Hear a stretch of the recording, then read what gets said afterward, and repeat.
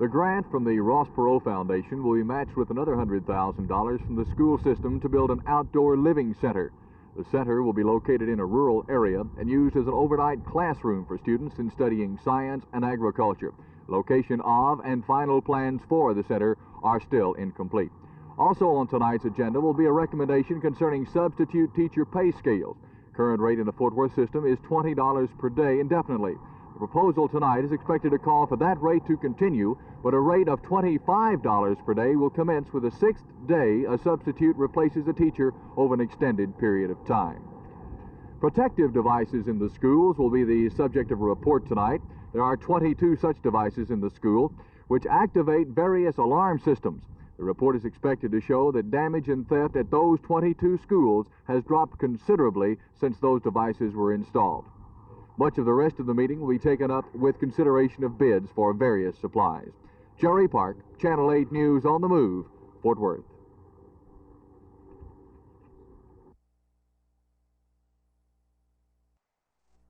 This is a customer convenience. As was mentioned this morning in the newspaper article, customers will always like to use a credit card. Some in Dallas are using it as their 30-day charge plan, and some are continuing out beyond the 30 days to pay on an installment basis. Is Republic National Bank making money on its credit cards now? Well, I would not say that we're making money. We're looking forward to some profitable years. We feel like we've added another retail service to our banking service, and as such, continue to be a full-service bank. But a banker getting involved in the credit card business should naturally expect to lose for a number of years?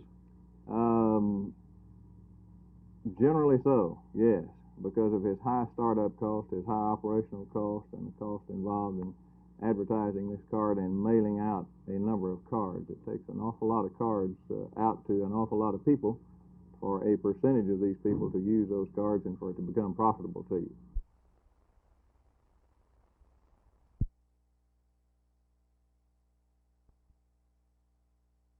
Well, of course, half the problem would be eliminated if the car owner took the necessary precautions.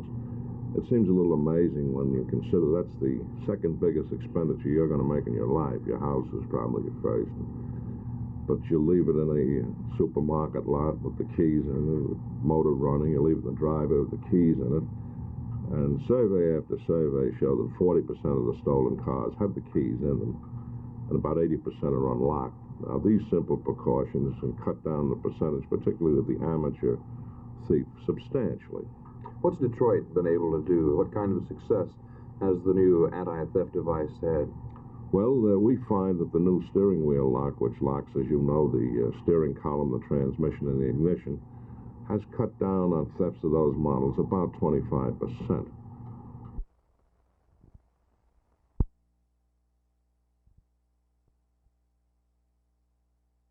I'm very glad to say that it was our feeling that black people were not being treated fairly and properly, and their concerns were not at all being considered. I can truthfully say now that we have changed,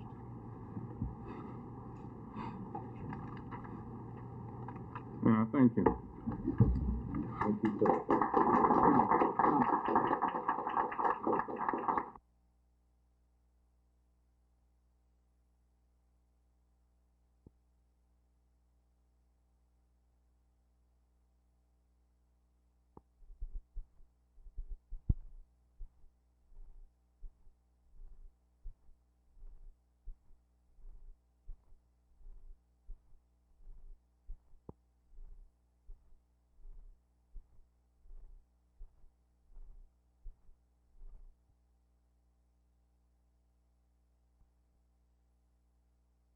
Hodges Mitchell has made application to Florida State, and it's in the process now. The paperwork's going through the mail, so to speak, and if everything works out okay, then I believe that Hodges Mitchell will be at Florida State this fall. Beginning in the fall. Do you know of any of the other TCU players that would be going to Florida State? No, Hodges Mitchell is the only athlete that has really made contact with us. Well, what, in your opinion, appealed to him about Florida State that he didn't find at TCU? Why would he pick Florida State? I have no real idea exactly why he chose Florida State. I know that Coach Gene Henderson was his coach at TCU, is now on our staff at Florida State, and I feel like that that was one of the main reasons he had an interest in Florida State after he decided to leave TCU.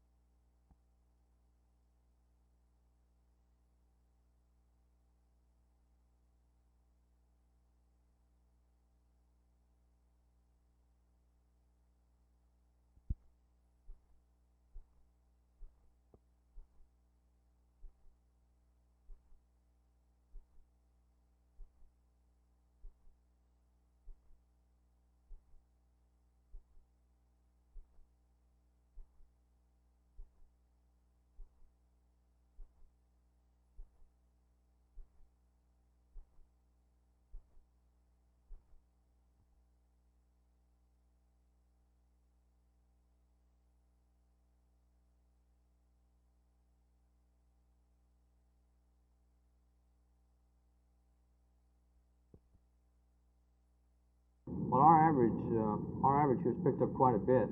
For the first 10 weeks of this year, we've been processing applications on houses at the rate of about 722 a week, whereas for the same period last year, it was 488 a week. Do you know offhand what the breakdown is between existing homes and new homes?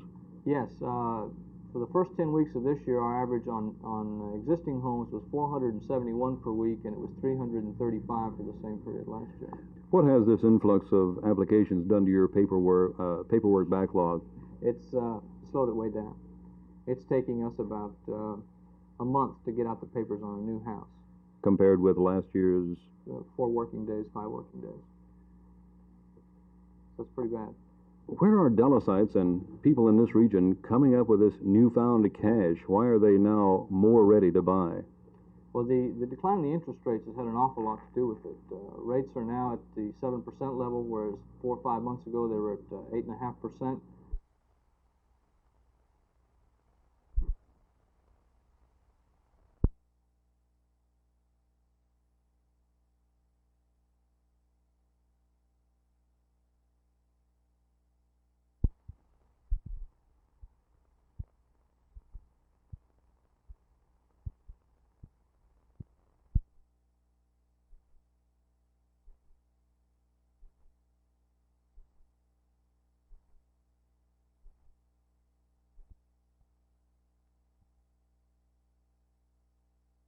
do you...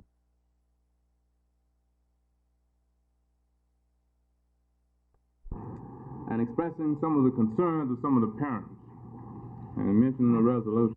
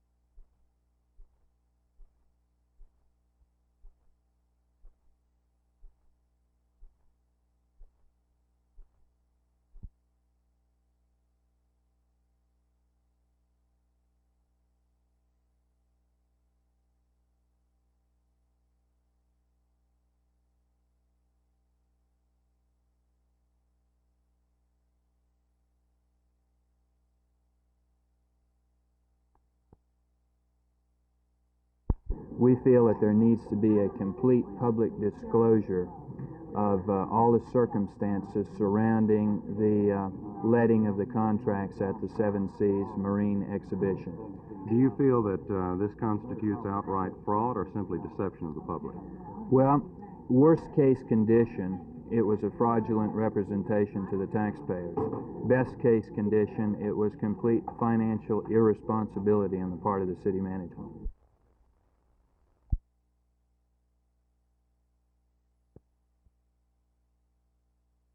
Well, certainly, Jay, they're all open to the public. We've, of course, meeting weekly now at our council meetings.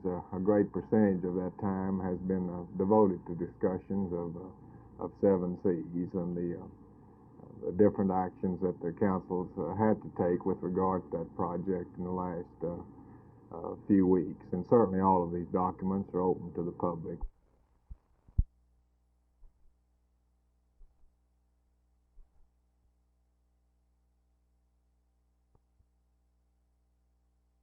Right now, many states have important elections called for 1971. If 38 states will go ahead and ratify this amendment, it will decrease the cost of holding elections For instance, if Texas were to wait until 1972 until the people have had an opportunity to vote, it could add the cost of $250,000, $250,000 to holding elections in Texas in 72.